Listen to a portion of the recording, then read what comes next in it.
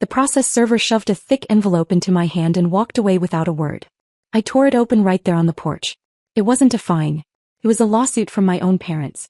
They were suing me for $2 million. The document claimed I had stolen my business from my brother, Derek, and demanded I transfer half my shares and resign immediately. Before I tell you what I found when I dug into their financial records, drop a comment and let me know where you're listening from and what time it is for you right now. I'd love to know who's part of our community. I slid the deadbolt home and leaned back against the door, my legs suddenly feeling like water. I took a breath, walked to the kitchen island and spread the documents out. Every page was a testament to a delusion my family had been building for 28 years. I am 24 years old. I own a software company that specializes in automated logistics. I built it from a laptop I bought at a pawn shop. But according to this lawsuit, I was a thief who had pilfered the genius of my older brother, Derek. I read the timeline they had fabricated. It was almost impressive in its audacity.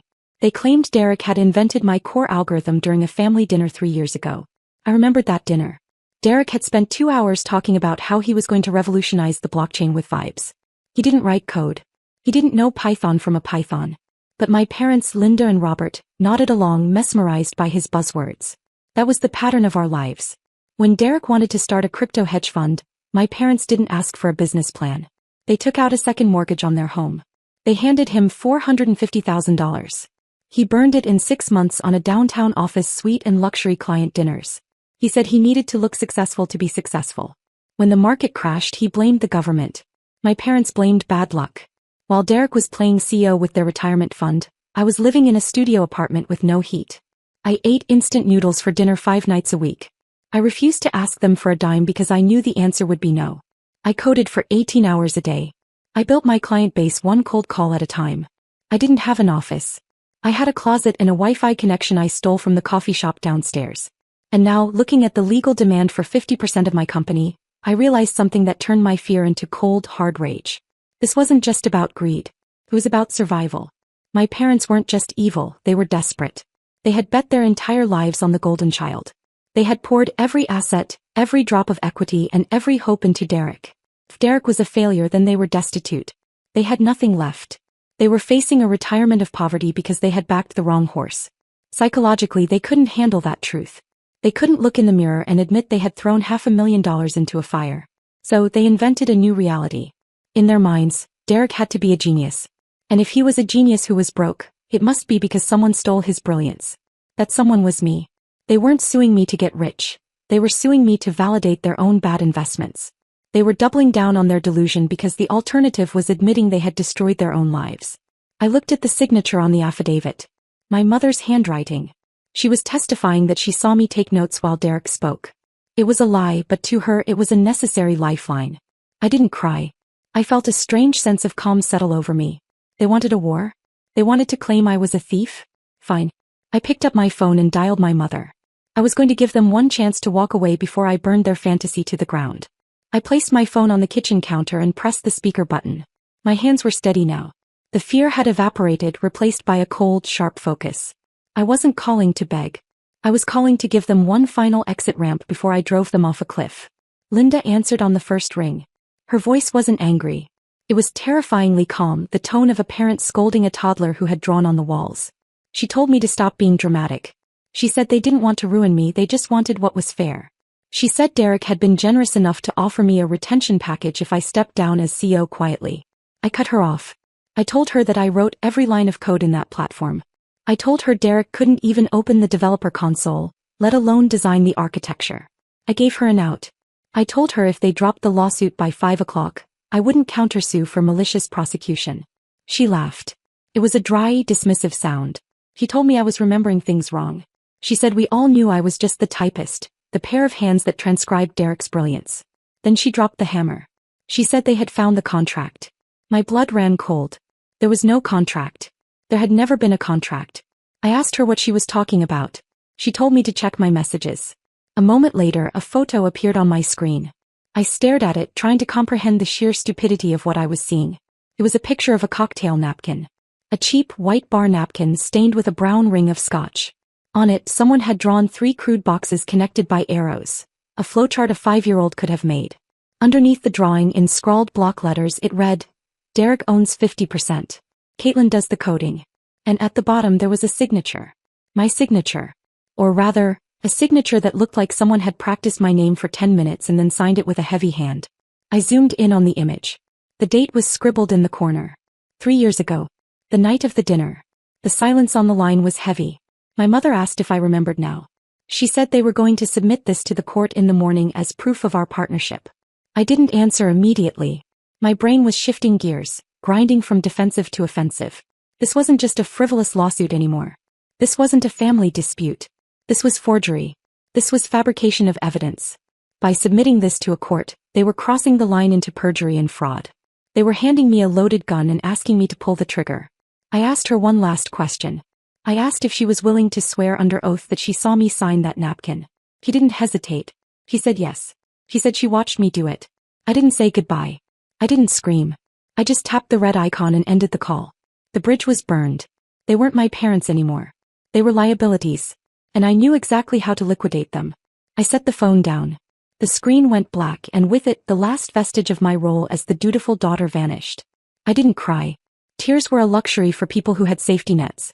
Instead, I opened my laptop and felt a familiar cold shift in my brain. It was the same sensation I got when I was hunting a bug in a million lines of code. The emotion drained away, replaced by pure forensic calculation. My parents were suing me with a high-end lawyer. That cost a retainer of at least $10,000 with billable hours racking up by the minute. But I knew their finances.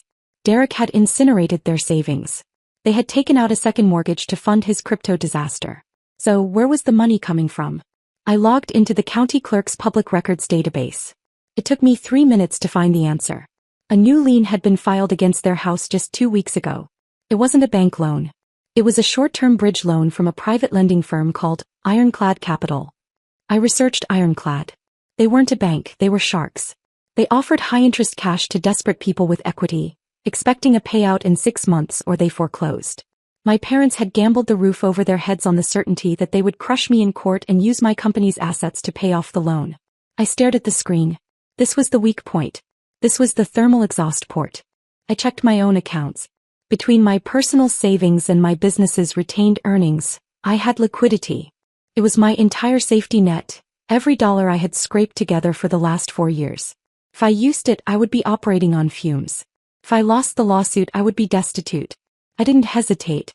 I picked up the phone and called the number listed for Ironclad Capital. I didn't identify myself as the defendant. I identified myself as an investor interested in purchasing a distressed asset. Predatory lenders don't care about family drama. They care about liquidity. They viewed my parents' loan as high risk. I offered them an immediate cash buyout of the note, principal plus a quick profit for them, in exchange for the assignment of the mortgage. The transfer took 48 hours. I wired the money. My bank balance dropped to nearly zero. My heart was pounding so hard I thought it might bruise my ribs. But when the email confirmation landed, the terror was replaced by a dark, heavy satisfaction. I held the paper. I wasn't just the defendant anymore. I was their creditor. If they missed a single payment, and I knew they would because they were pouring everything into legal fees, I owned their house. But I needed more. I needed to bury the lie about the napkin. I opened my terminal and pulled up the Git repository for my original codebase. Git is a version control system. It records every change, every line of code, and every deletion with a timestamp that is mathematically impossible to fake without breaking the encryption chain. I filtered the logs for the dates surrounding that alleged dinner 3 years ago. I found the commit history for the core architecture. It was written over a 72-hour sprint. I remembered those days. I hadn't slept. I hadn't eaten. Then I opened a new tab and pulled up Derek's Instagram. I scrolled back 3 years. There it was. While I was committing thousands of lines of code to the repository, Derek was live-streaming a bender in Cabo. He had posted photos of himself doing shots at a beach bar, time-stamped to the exact minute I was writing the database schema. He physically could not have been drawing flowcharts on a napkin in our dining room. He was 2,000 miles away, passing out in a hotel lobby. I took screenshots. I compiled the metadata. I had the financial noose and the digital smoking gun. But I couldn't just walk in and show them. If they knew what I had, they might retreat. They might claim it was a mistake. I needed them to commit. I needed them to lie on the record in front of a court reporter where it would become a crime. I opened my email client and composed a message to their lawyer. I didn't write it like a CEO. I wrote it like a terrified 24-year-old girl who was out of her depth. Dear Mr. Sterling, I am overwhelmed. I don't want to fight my family. I am scared of losing everything. Please, can we meet for mediation? I am willing to discuss terms. I just want this to stop. It was the art of playing dead. In nature, predators get careless when they think the prey has given up. I pressed send, leaned back in my chair and waited for them to come in for the kill. The conference room smelled of stale coffee and unearned confidence. My parents, Linda and Robert, sat on one side of the mahogany table, looking like monarchs holding court. Derek sat between them, leaning back in his chair with a smugness that made my skin crawl. Their lawyer, Mr. Sterling, a man whose suit cost more than my first car, tapped a pen against a legal pad, looking bored. I sat alone. I had brought no one. I wanted them to think I was isolated. I wanted them to think I was breaking. We appreciate you coming to your senses, Caitlin, my father said, his voice dripping with paternal disappointment. We don't want to hurt you. We just want Derek to have what is rightfully his. Mr. Sterling slid a document across the table. It was a settlement agreement. It ceded 50% of my equity to Derek and installed him as co-CEO. Beside it lay the photo of the cocktail napkin, the smoking gun they were so proud of. Before I sign, I said, my voice barely above a whisper, keeping my eyes on the table. I need to understand. Derek, how did you come up with the architecture? Specifically the encryption handshake protocol in the backend. It's the most complex part of the system. I've always struggled to explain it to investors. Derek straightened up. He shot a glance at Sterling, then at our parents. This was his moment. He cleared his throat. Well, honestly, Kate, it just came to me, he said, speaking with the unearned authority of a man who watches too many TED Talks. I knew we needed blockchain logic to verify the logistics chain. The encryption handshake is basically a decentralized ledger validation. I drew it out for you on that napkin because you couldn't visualize the nodes. I nodded slowly. So, you designed the encryption handshake using blockchain logic on the night of November 12th, 3 years ago? Yes, Derek said. Exactly. And you're stating this for the record? I am. Mr. Sterling looked at me, impatient. Ms. Mitchell, is this relevant? We have the napkin. It is, I said. I reached into my bag and pulled out my laptop. I opened it and spun it around so the screen faced them. Because there is no encryption handshake protocol. I made that name up 30 seconds ago. The system uses a standard SQL database. The air left the room instantly. Derek froze, his mouth half open. But that's not the problem, I continued, my voice hardening, shedding the fear like a snake shedding skin. The problem is the timeline. I clicked a key. 2 windows appeared side by side on the projector screen I had quietly connected to. On the left was the Git commit history, the immutable digital ledger of my code. On the right was Derek's Instagram feed. This is the code repository, I said, pointing to the timestamps. The core kernel was written in a 72-hour sprint between November 11th and November 14th. Thousands of lines of code, timestamped to the second. I pointed to the right side of the screen. And this is Derek's Instagram. November 12th. Timestamped location, Cabo San Lucas. Here is a video of him doing body shots at a bar called Al Squid Row. Here he is passing out in the hotel lobby at 3 a.m. I looked at Mr. Sterling. Unless Derek figured out how to telepathically code complex algorithms from a Mexican resort while blacked out on tequila, he is lying. And that napkin? It's a forgery. Which makes this meeting an attempt to use the legal system to commit fraud. Mr. Sterling went very still. He looked at the screen. He looked at the date on the napkin photo. Then he looked at Derek, who was now turning a sickly shade of gray. Sterling didn't yell. He didn't argue. He simply closed his folder with a sharp snap that echoed like a gunshot in the silent room. He stood up and picked up his briefcase. Mr. Sterling, my mother asked, her voice shaking. Where are you going? I am withdrawing as counsel effective immediately, Sterling said coldly. I will not suborn perjury. Do not contact my office again. He left. The door clicked shut, crushing the room into silence. Caitlin, my father stammered, flushed. We can explain. Derek just confused the dates. Stop, I said. I'm not finished. I slid a single document across the table, the mortgage assignment. You don't have a lawyer anymore, I said. But you do have a creditor.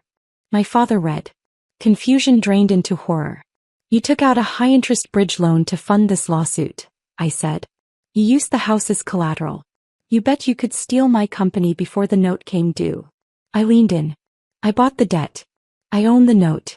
And since you defaulted this morning, because you paid a lawyer who just walked out, I'm calling it due.